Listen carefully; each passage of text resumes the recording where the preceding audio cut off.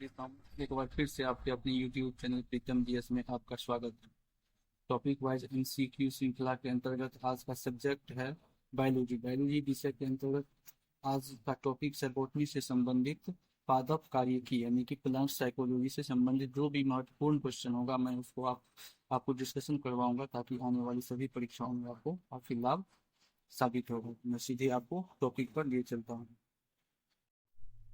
पहला का पहला प्रश्न है, परासरण की परिभाषा क्या है? ओस्मोसिस की परिभाषा क्या है कि एक अर्ध परागम्य कला में होकर विलय प्रवाह हो विलय का प्रवाह। बी में दिया कला के बगैर जल का प्रवाह। सी में दिया कि अर्ध परागम्य कला में होकर कम से अधिक सांद्रता की ओर विलायक जल का प्रवाह। और डी में दिया उपर्युक्त में से कोई नहीं। इसका सही उत्तर हो जाएगा कि परासरण की परिभाषा जो होता है इसमें क्या होता है कि अर्धगम्य कला में से होकर कम से अधिक सांद्रता की ओर विलायक जल का प्रवाह। तो इसका सही उत्तर हो जाएगा ऑप्शन सी। प्रश्न 2 में दिया कि अधिक लवण वाले विलयन में एक कोशिका को रखने पर वह सिकुड़ जाती है क्योंकि लवणीय जल कोशिका में प्रवेश करती है।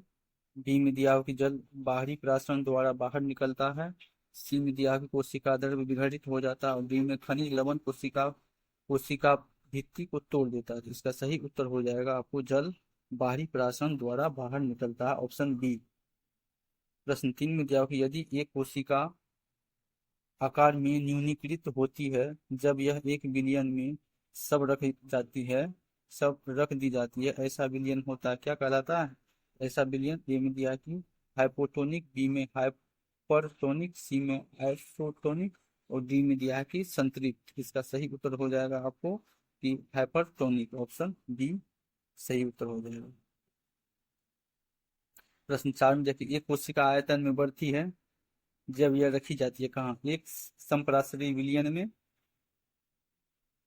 बी में एक अति पराशरी विलयन में, सी में एक अल्प पराशरी विलयन में, डी में इनमें से कोई नहीं। तो इसका सही उत्तर हो जाएगा एक अल्प पराशरी विलयन में रखने पर जो है रखने पर एक कोशिका आयतन में बढ़ती है जब रखी जाती है अल्प पराशरी विलयन में।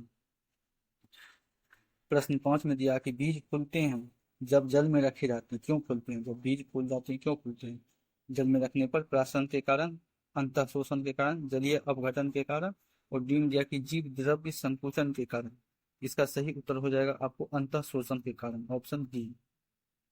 प्रश्न 6 में दिया है कि लकड़ी के बने दरवाजे का वर्षा ऋतु में खुलना क्यों खुल जाता है? अंतःप्राशन के कारण, अंतः शोषण के कारण, केशिकत्व के कारण, डी में दिया हुआ कि बीजी द्रव्य संकुचन के कारण।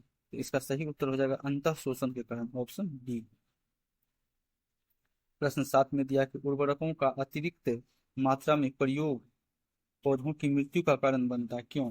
अंतःप्राशन के कारण बनता है या बाह्य प्राशन के या अंतः शोषण के कारण, या डी में दिया हुआ है कि स्फीति के कारण। तो इसका सही उत्तर हो जाएगा आपको बाहरी पराश्ररण के कारण अधिक उर्वरकों का इस्तेमाल करने पर पौधों की मृत्यु हो जाती है। तो ऑप्शन बी सही उत्तर होगा। प्रश्न 8 में दिया पौधों में जल का परिवहन कैसे होता है? कैम्बियम द्वारा, फ्लोएम द्वारा, जाइलम द्वारा या बाहरी त्वचा द्वारा? तो जल का परिवहन जो होता है जाइलम द्वारा और भोजन का परिवहन जो होता है फ्लोएम द्वारा। जल का परिवहन कैसे होता है? जड़ से होता है। जड़ से होकर के जो है तना के माध्यम से पत्ती में चले जाता है और पत्ती में भोजन बनने के बाद जो है ये फ्लोएम के द्वारा पूरे पेड़ में चले जाता है, पूरी ट्री में चले जाता है। इसका उत्तर हो जाएगा आपको ऑप्शन सी। प्रश्न 9 में दिया कि भूमि में पौधों की जड़ों के लिए उपलब्ध जल जल होता है कोशिका जल, अर्धताग्राही, लिक्विड जल, इनमें से कोई नहीं। इसका सही उत्तर हो जाएगा कोशिका जल। 9 का ये उत्तर होगा ऑप्शन ए। प्रश्न 10 में दिया पौधों की वृद्धि के लिए कितने आवश्यक तत्वों की आवश्यकता होती है? पौधों की वृद्धि के लिए जो कितने आवश्यक तत्वों की, 6, 10, 16 या 21? तो पौधों की वृद्धि के लिए 16 आवश्यक तत्वों की आवश्यकता होती है। इसका ऑप्शन सी होती है। प्रश्न 11 में दिया कि धान का खेरा या लघुपात रोग किस तत्व की कमी से होती है? जस्ता, कॉपर, कैल्शियम या मैग्नीशियम? तो धान में लगने वाला खेरा रोग जो है जस्ता की कमी के कारण होता है, ऑप्शन ए होगा। फूलगोभी फूलगोभी का विटल रोग व्हाइट टॉल किस तत्व की कमी से होता है? जिंक, मोनोऑक्साइड, कॉपर या मैग्नीशियम? इसका सही उत्तर हो जाएगा मोनोऑक्साइड के कारण जो होता है, एमओ के कारण जो होता है फूल गोभी का बीटल रोग होता है, इसकी कमी के कारण होता है। Option B. प्रश्न 13 में पत्तियों की हरी महीनता किसकी कमी से होता है? कैल्शियम, मैग्नीशियम, मोनोऑक्साइड या कॉपर? तो पत्तियों में होता है मैग्नीशियम के कारण जो होता है हरी महीनता होता है। तो 13 का उत्तर हो जाएगा ऑप्शन डी, मैग्नीशियम के कारण, इसी कारण क्लोरोफिल होता है। प्रश्न 14 में पौधों में वाष्प उत्सर्जन किसकी प्रक्रिया है? प्रकाश श्वसन का, जल हानि का, खाद्य उत्पादन का या श्वसन का? तो इसका सही उत्तर हो जाएगा जल का हानि का। जैसे ही प्रकाश पौधों में वाष्प का उत्सर्जन होता है तो जल की उसमें कमी होने लगती है। तो ऑप्शन बी सही उत्तर होगा। प्रश्न 15 में दिया कि जल बिंदुओं के रूप में जल की हानि क्या कहलाती है? वाष्पीकरण, स्त्रवन, वाष्पोत्सर्जन या बिंदु स्राव? तो इसका सही उत्तर हो जाएगा आपको बिंदु स्राव, 15 का डी हो जाएगा कि जल के बिंदुओं के रूप में जल की हानि कहलाती है बिंदु स्राव। Option D. प्रश्न 16 में दिया कि वाष्प उत्सर्जन में होता है क्या? पत्तियों से कार्बन डाइऑक्साइड बाहर निकलती है, पत्तियों से पानी वाष्प के रूप में निकलता है, ठीक है।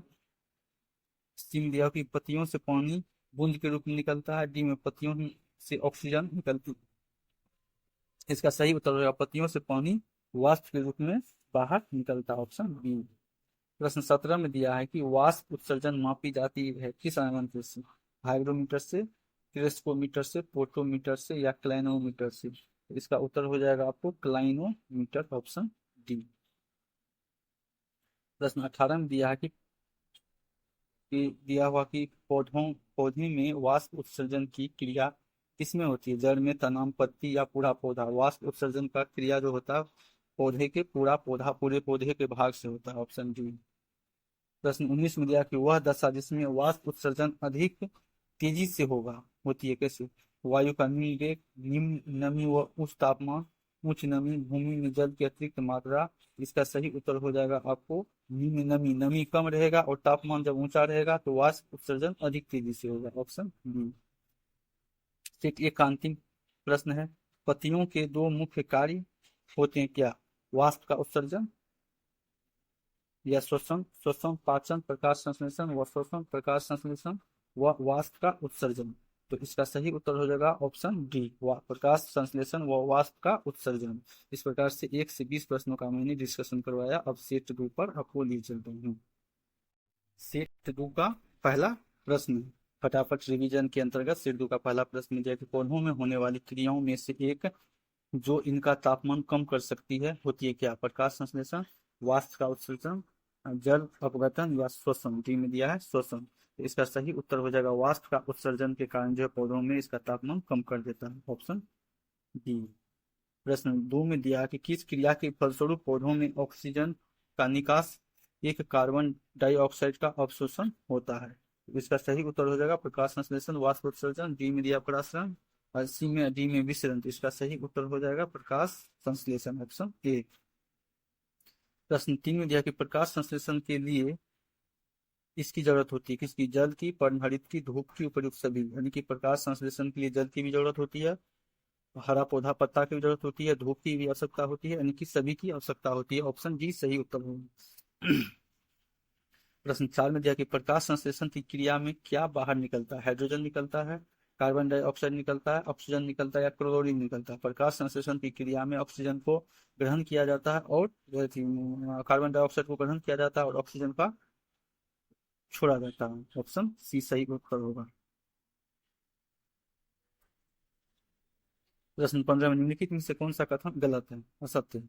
प्रकाश संश्लेषण सूर्य के प्रकाश में होता है, प्रकाश संश्लेषण जो कि बता रहा है कि सूर्य के प्रकाश में होता है। प्रकाश संश्लेषण में कार्बन डाइऑक्साइड का उपयोग होता है। सी में प्रकाश संश्लेषण में O2 का उपयोग होता है और प्रकाश संश्लेषण में O2 बाहर निकलता है। तो इसका गलत हो जाएगा कि प्रकाश संश्लेषण में O2 का उपयोग होता है, नहीं, कार्बन डाइऑक्साइड का उपयोग होता है और उसका निर्माण होता है O2 का। इसका सही उत्तर हो जाएगा ऑप्शन सी। प्रश्न 6 में दिया है कि प्रकाश संश्लेषण की प्रक्रिया का प्रथम चरण क्या होता है? कार्बन डाइऑक्साइड का स्थायीकरण, सूर्य के प्रकाश द्वारा क्लोरोफिल का उत्तेजन और इसमें सी में दिया कि पानी से ऑक्सीजन निकलना, और डी में दिया कार्बोहाइड्रेट्स का निर्माण होना। तो सही उत्तर हो जाएगा क्या, सूर्य के प्रकाश द्वारा क्लोरोफिल का उत्तेजन, ऑप्शन बी। प्रश्न 7 में दिया कि प्रकाश संश्लेषण की दर सबसे अधिक होती है किस रंग में, बैंगनी रंग के प्रकाश में इसमें नहीं होती है अधिक, हरे रंग के प्रकाश में, नीले रंग के प्रकाश में, लाल रंग के प्रकाश में। प्रकाश संश्लेषण की दर सबसे अधिक होती है लाल रंग के प्रकाश में, ऑप्शन डी। प्रश्न 8 में दिया कि प्रकाश संश्लेषण की दर सबसे कम किसमें होती है, लाल रंग के प्रकाश में सबसे अधिक होती है, नीले रंग की प्रकाश दिया हुआ है, बैंगनी रंग के प्रकाश और हरे रंग के प्रकाश। तो सबसे कम होती है बैंगनी रंग के प्रकाश, ऑप्शन सी। प्रश्न 9 में दिया हो कि हरे रंग का पदार्थ जो पौधों में प्रकाश संश्लेषण करता है वह निम्नलिखित में से कौन है, क्लोरोफिल, क्लोरोप्लास्ट, क्लोरोफॉल या डी में इनमें से कोई नहीं। तो इसका सही उत्तर हो जाएगा आपको क्लोरोफिल। क्लोरोफिल के कारण जो है प्रकाश संश्लेषण होता है, वो हरे पत्ते में रहता है क्लोरोफिल। प्रश्न 10 में प्रकाश संश्लेषण होता है कब, रात्रि में, दिन और रात्रि में, दिन में अथवा रात्रि में, केवल दिन में। प्रकाश संश्लेषण की प्रक्रिया केवल दिन में होता है, जबकि वाष्प उत्सर्जन की प्रक्रिया 24 घंटा होता है और पौधे के सभी भागों से होता है, और प्रकाश संश्लेषण केवल पत्तियों से होता है। तो इसका ऑप्शन डी होगा। 11 में दिया हुआ है प्रकाश संश्लेषण के लिए कौन सी गैस आवश्यक है, प्रकाश संश्लेषण के लिए कौन सी गैस आवश्यक है, O2, CO, N2, CO2। प्रकाश संश्लेषण के कार्बन डाइऑक्साइड गैस आवश्यक है, ऑप्शन डी। 12 में दिया है कि पौधे व पेड़ का खाना तैयार करने की प्रक्रिया क्या कहलाती है, कार्बोहाइड्रोलिसिस, मेटाबॉलिक सिंथेसिस, फोटोसिंथेजाइजेशन या फोटोसिंथेसिस। इसका सही उत्तर हो जाएगा फोटोसिंथेसिस, ऑप्शन डी। ये जो पौधे जो अपना खाना तैयार करता है फोटोसिंथेसिस माध्यम से। प्रश्न 13 दिया क्लोरोफिल में कौन सा फोरफारिन होता है, क्लोरोफिल, मैग्नीशियम, कैल्शियम, लो या टीन। ये मैग्नीशियम होता है, ऑप्शन ए, 13 का ए।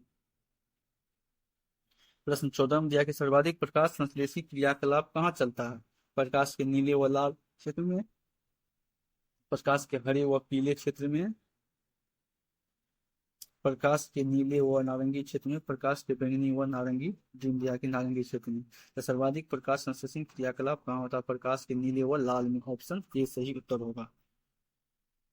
प्रश्न 15 में प्रकाश संश्लेषण का अंतिम उत्पाद क्या होता है, कार्बोहाइड्रेट, कार्बन डाइऑक्साइड, ऑक्सीजन, जल। ये प्रकाश संश्लेषण का अंतिम उत्पाद होता है कार्बोहाइड्रेट, यानी कि 15 का ए। प्रश्न 16 में दिया कि निम्नांकित ऊर्जा रूपांतरणों में से किसके द्वारा प्रकाश संश्लेषण की क्रिया संपादित होती है, प्रकाश से रासायनिक ऊर्जा, प्रकाश के ताप ऊर्जा नहीं होगा, ताप से जैव ऊर्जा नहीं, उष्मा से गतिज ऊर्जा नहीं, ये केवल हो जाएगा आपको प्रकाश से रासायनिक ऊर्जा, 16 का ऑप्शन ए। प्रश्न 17 में प्रकाश संश्लेषण में पर्णहरित की भूमिका क्या है, जल का अवशोषण, प्रकाश का अवशोषण, कार्बन डाइऑक्साइड का अवशोषण। तो इनमें से कोई नहीं, तो इसका हो जाएगा प्रकाश का अवशोषण। पर्णहरित यानी कि हरा पत्ता जो है प्रकाश का अवशोषण करता है, ऑप्शन बी। प्रश्न 18 में दिया हुआ कि प्रकाश संश्लेषण में पौधे कौन सी गैस का अपशोषण करती है, किसका, कार्बन डाइऑक्साइड का करती है, ऑक्सीजन को रिलीज करती है। तो इसका सही उत्तर हो जाएगा आपको कार्बन डाइऑक्साइड, ऑप्शन ए। प्रश्न 19 में दिया कि प्रकाश संश्लेषण में हरे पौधों द्वारा कौन सी गैसें छोड़ी जाती हैं, ऑक्सीजन छोड़ी जाती है, नाइट्रोजन नहीं, और जलवाष्प नहीं, कार्बन डाइऑक्साइड नहीं, ऑक्सीजन गैसें छोड़ी जाती हैं, ऑप्शन ए। अंतिम प्रश्न सिद्धू का प्रकाश संश्लेषण के समय निकलने वाला गैस का क्या नाम है, कार्बन डाइऑक्साइड तो ग्रहण करती है, ऑक्सीजन निकलती है, नाइट्रोजन, हाइड्रोजन, ये ऑक्सीजन गैस रिलीज करती है, ऑप्शन बी सही उत्तर होगा। इस प्रकार के सेट 2 का 1 से लेकर 20 प्रश्नों का डिस्कशन मैंने पूरा करवाया। अब मैं आपको सेट 3 पर ले चलता हूँ।